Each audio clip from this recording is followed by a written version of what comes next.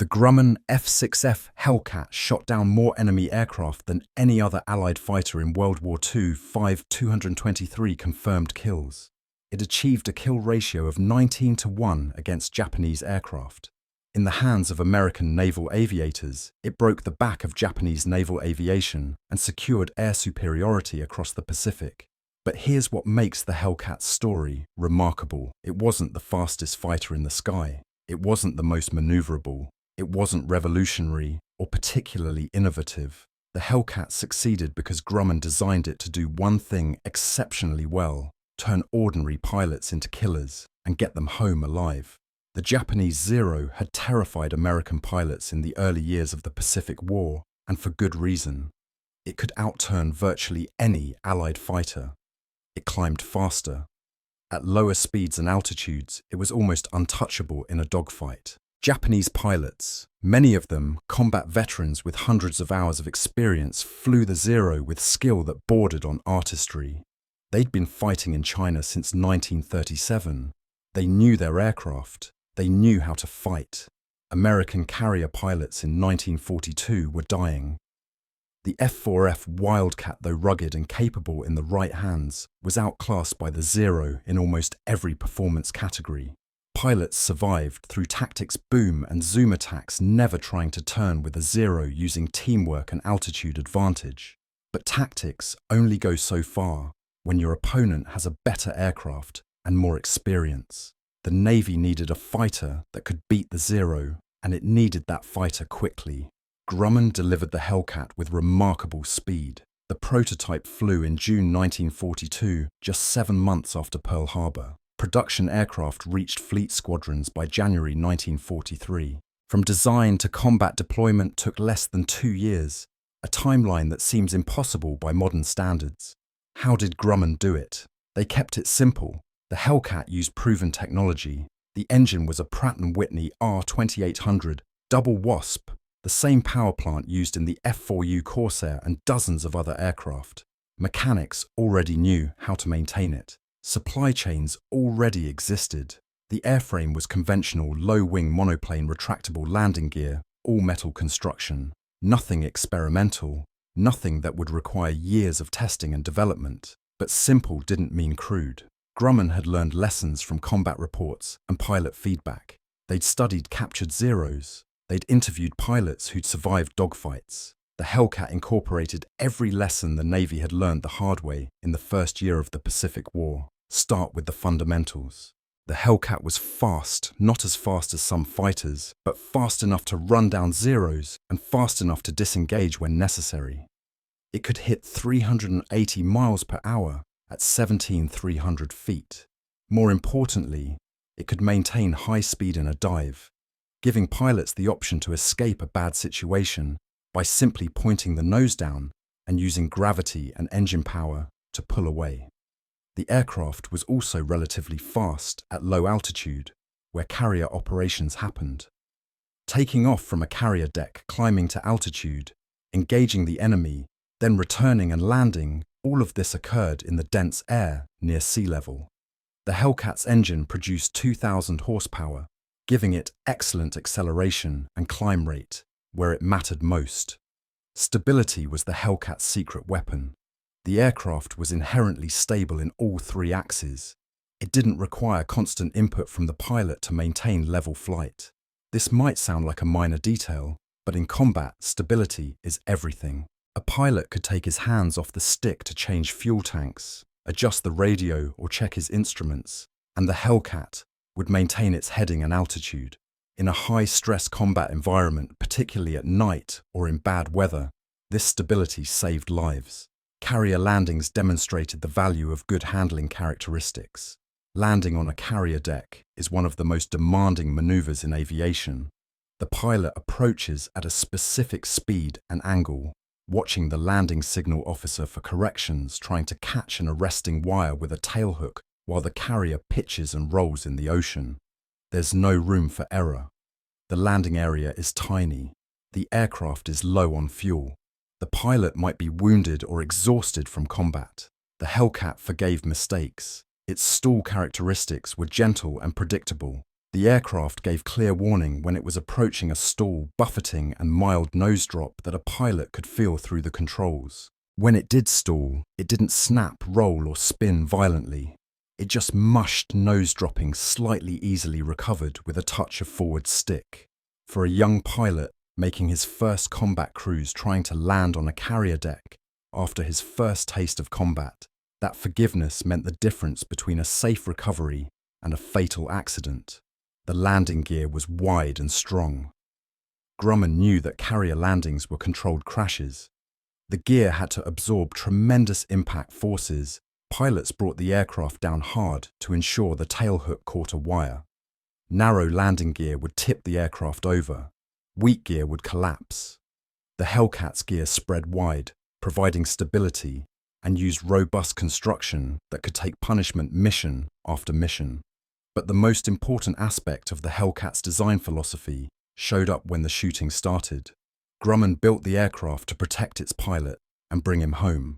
This wasn't altruism, it was cold calculation. Training a carrier pilot took months and cost thousands of dollars. Combat experience was irreplaceable. An experienced pilot was worth more than his aircraft. Losing the aircraft but saving the pilot meant you could give him another aircraft and send him back to fight. Losing the pilot meant starting from scratch with a replacement who didn't know what he was doing. The Hellcat had armor plating around the cockpit, not just a token steel plate behind the seat, but comprehensive protection. The pilot sat in a steel bathtub that protected him from below and from the sides. Armor plating behind the seat stopped bullets and shell fragments from the rear. The windscreen had bulletproof glass. Japanese fighters typically attacked from above and behind. The armor placement directly addressed those threat vectors. Self-sealing fuel tanks might have been the single most important protective feature. Early in the war, Japanese pilots discovered that American aircraft caught fire easily. A few bullets through the fuel tank, and the whole aircraft went up in flames. The Zero itself had no armor and no self-sealing tanks, a design decision that gave it superior performance at the cost of vulnerability. Self-sealing tanks used a rubber compound that swelled and closed punctures when exposed to fuel. A bullet hole that would have caused catastrophic fuel loss and fire in a Zero just created a small leak in a Hellcat. The aircraft could take multiple hits in the fuel system and keep flying. Pilots reported bringing Hellcats home with dozens of bullet holes in the wings and fuselage fuel tanks riddled, but the aircraft still flying. The R2800 engine was notoriously tough. It could run with damaged cylinders. It could take punishment that would have destroyed smaller engines. Pilots came back with chunks of the engine cowling, blown away, oil streaming back over the windscreen, and the engine still producing enough power to keep the aircraft aloft. This ruggedness had a multiplier effect on combat effectiveness. Pilots who knew their aircraft could absorb damage fought more aggressively. They pressed attacks instead of breaking off at the first sign of return fire. They took chances they wouldn't take in a fragile aircraft. Confidence in your aircraft translates directly into combat performance. The Hellcat also addressed a problem that had plagued earlier American fighters' firepower. The aircraft carried 6 50 caliber machine guns, 3 in each wing, with 400 rounds per gun. That's 2 400 rounds of ammunition, enough for extended engagements without running dry. The guns were reliable. They were powerful enough to destroy enemy aircraft with solid hits. Pilots trained extensively with the 50 caliber guns and knew what they could do. Later variants added the option to carry bombs and rockets, turning the Hellcat into a multi-role aircraft that could perform ground attack missions when there were no enemy fighters to engage. This versatility made the Hellcat valuable even in the later stages of the war, when Japanese air opposition had been largely eliminated. But all of these technical advantages would have meant nothing without proper tactics. The Navy learned from early combat that trying to dogfight Zeros on their terms was suicide. The THAC weave developed by Commander John THAC allowed 2 fighters to protect each other through coordinated maneuvers. If a Zero got on one pilot's tail, his wingman would turn toward him. The Zero pilot had to either break off or risk being caught in the wingman's gunsight. Simple, effective, deadly. The Hellcat was perfectly suited to these team tactics. Its speed allowed pilots to maintain formation. Its stability made it easy to keep position during complex maneuvers. Its ruggedness meant that even if one pilot took hits, he could likely stay in the fight or at least make it back to the carrier. The Navy also emphasized altitude and energy management. Hellcat pilots learned to patrol at high altitude, using their aircraft's good climb rate to position themselves above likely engagement areas. When enemy aircraft appeared below the Hellcat's dove, using gravity to build speed, fired during a high-speed pass, then zoomed back to altitude. The Zero couldn't follow through a high-speed dive without risking structural failure. The Hellcat could do it all day. This required discipline. Young pilots wanted to dogfight to prove themselves in turning combat. The Navy trained them to resist that temptation. Use your advantages. Don't fight the enemy's fight. Boom and zoom. Speed and altitude. Attack and escape. Stay alive. The Hellcat made it possible for average pilots to execute these tactics successfully. An ace might have been able to get similar results from a Wildcat or even a P-40, but the Navy didn't have enough aces. It had hundreds of young pilots fresh from training, many with barely 100 hours of flight time, facing Japanese veterans who'd been flying combat missions for years. The Hellcat turned those green pilots into a lethal force. The aircraft's stability meant they could focus on tactical decisions rather than constantly fighting the controls. The armor and self-sealing tanks meant they survived their early mistakes, the mistakes that would have killed them in less forgiving aircraft. They gained experience, they learned, they became dangerous. By 1944, the mathematics of aerial combat had shifted decisively. Japanese pilot training had been gutted, experienced pilots were dead. Replacements came to the fleet with minimal training and often died in their first combat. The few remaining veterans were exhausted flying obsolete aircraft facing an enemy with overwhelming numerical superiority and technological parity. The Hellcat drove this shift. American carriers typically operated 4 fighter squadrons per carrier, with roughly 36 Hellcats per squadron. A single carrier could put over 140 fighters in the air. Task forces operated multiple carriers. When American carriers launched strikes, hundreds of aircraft filled the sky, and most of them were Hellcats. Japanese defenders faced impossible odds. A dozen Zeros might intercept 50 Hellcats escorting a strike force. The math was brutal. The outcome was predetermined. The Hellcat pilots worked in teams, called out targets, covered each other, and systematically shot down every Japanese fighter that rose to challenge them. The Great Marianas Turkey Shoot in June 1944 demonstrated the complete reversal of fortunes in carrier aviation. The Japanese launched massed attacks against American carriers during the Battle of the Philippine Sea. Hellcats from multiple carriers intercepted the incoming strikes. Over 2 days, Navy fighters shot down approximately 600 Japanese aircraft. The Americans lost fewer than 30 fighters in air combat. It was slaughter. Japanese carrier aviation never recovered. Hellcat pilots became aces by the dozens. David McCampbell shot down 34 enemy aircraft. Cecil Harris got 24. Patrick Fleming, Eugene Valencia, Alexander Vrachiu, the list goes on. These men achieved their scores not because they were superhuman, but because the Hellcat let them do their jobs. The aircraft didn't get in the way. It did what they asked. It protected them. It gave them the platform they needed to apply their training and their courage. But for every ace, there were dozens of pilots who got a kill or two, or who never shot down an enemy aircraft, but performed their mission successfully. They flew combat air patrol over the fleet, turning back attacking bombers before they could reach the carriers. They escorted strike aircraft to targets, keeping Japanese fighters off the vulnerable torpedo bombers and dive bombers.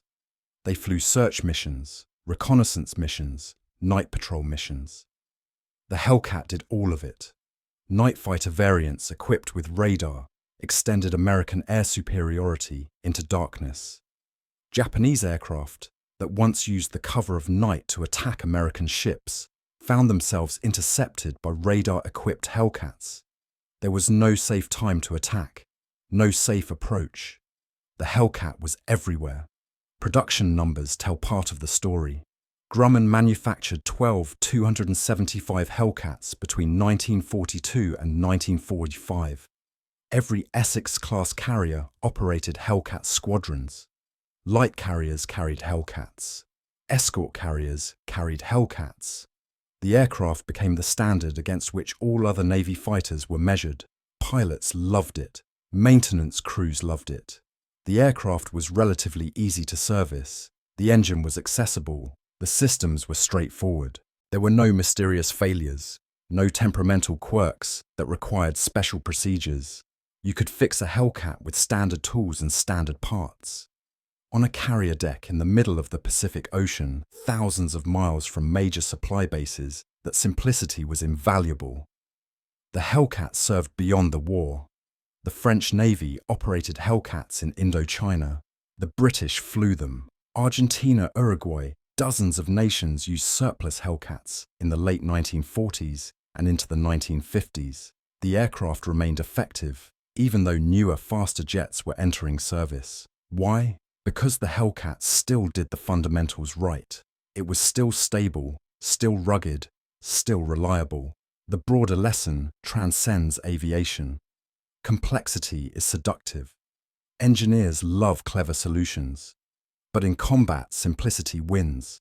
An aircraft that does everything adequately is more valuable than an aircraft that does one thing brilliantly but requires perfect conditions and perfect piloting. The Hellcat wasn't perfect, it just worked. Grumman understood something fundamental about carrier aviation that other manufacturers missed. Carrier operations are inherently dangerous and difficult. The carrier itself is moving. The landing area is tiny. Weather at sea can be brutal. Visibility can be poor. Pilots might be wounded low on fuel or disoriented. In that environment, you don't want an aircraft that requires perfection. You want an aircraft that helps the pilot succeed. The Hellcat helped. It took off from short decks without drama. It climbed quickly to patrol altitude. It flew stable formations. It dove fast and pulled out cleanly. It absorbed battle damage. It gave clear stall warnings. It landed predictably. And when something went wrong, when a pilot made a mistake or took hits from enemy fire, the Hellcat usually gave him a chance to recover. That forgiveness created a virtuous cycle. Pilots survived their mistakes. They learned. They got better. They trained the next generation. Institutional knowledge accumulated. Tactics evolved. The Navy's carrier aviation became a precision instrument that could project power across thousands of miles of ocean. The Zero pilots of 1942 were among the best in the world. By 1945, they were dead or grounded. The Hellcat killed them directly through combat, and indirectly by enabling a training system that produced competent pilots faster than Japan could replace its losses. American pilots flew 100 hours or more before their first combat mission. Japanese pilots, by 1944, might have 50 hours total. The Hellcat let American pilots exploit that advantage. When the war ended, the Hellcat was already being phased out in favor of newer designs. The F8F Bearcat and the F4U Corsair offered better performance. Jets were on the horizon, but the Hellcat had done its job. It had broken Japanese naval aviation. It had secured air superiority across the Pacific. It had brought thousands of young pilots home alive. There's a photo from the war that captures the essence of the Hellcat. It shows an F6F on a carrier deck riddled with holes from Japanese gunfire. The wings look like Swiss cheese. Part of the tail is shot away, but the aircraft is intact. The pilot walked away. The plane would be repaired and fly again. That was the Hellcat's genius, not in avoiding damage, but in surviving it. Not in being the absolute best at any single metric, but in being good enough at everything that mattered.